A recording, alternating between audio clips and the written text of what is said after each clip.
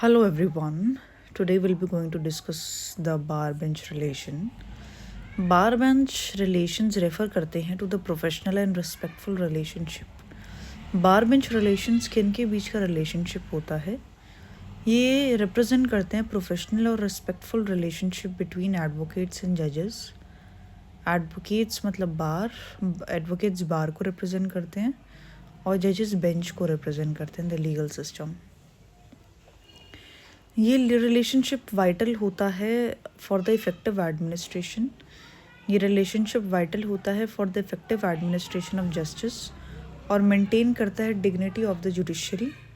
Advocates और जजेस partners होते हैं इन डिलीवरिंग जस्टिस. एडवोकेट्स और जजेस पार्टनर्स होते हैं जस्टिस डिलीवर करने में with advocates representing, with advocates जो कि रिप्रेजेंट करते हैं क्लाइंट्स और जजेस, इंश्योरिंग इम्पार्शियल डिसीजंस. एडवोकेट्स और जजेस पार्टनर्स होते हैं इन delivering justice with advocates representing clients and जजेस इंश्योरिंग इम्पार्शियल डिसीजंस. सो ये पार्टनर्स होते हैं एडवोकेट्स एंड जजेस, जस्टिस डिलीवर करते हैं. एडवोकेट्स रिप्रेजेंट करते हैं क्लाइंट्स को और जजेस इंश्योर करते हैं कि वो जो भी डिसीजंस दें, जो भी उनका डिसीजन हो वो हमेशा इम्पार्शियल हो. Then advocates are expected to conduct themselves with integrity. Advocates हमेशा एक्सपेक्ट करते हैं कि वो कंडक्ट करें अपने आप को इंटेग्रिटी के साथ, respect and professionalism in court.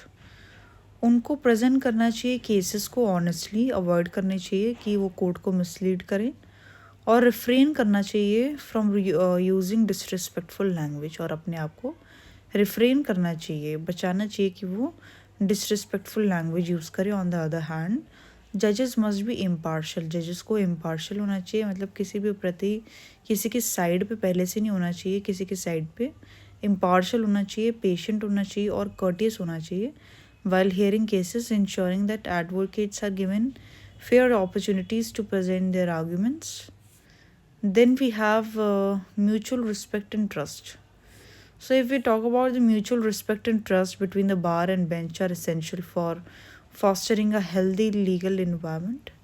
अगर आप चाहते हैं कि healthy legal environment हो कोर्ट्स में तो एक म्यूचुअल रिस्पेक्ट और ट्रस्ट बना हुआ होना चाहिए बार, एडवोकेट्स और बेंच जो कि जजेस रिप्रेजेंट करते हैं दोनों के बीच में. एडवोकेट्स और जजेस के बीच में हेल्दी रिलेशनशिप होना चाहिए. एडवोकेट्स को अवॉइड करना चाहिए अननेसेसरी क्रिटिसिज्म ऑफ जजेस आउटसाइड द कोर्ट रूम.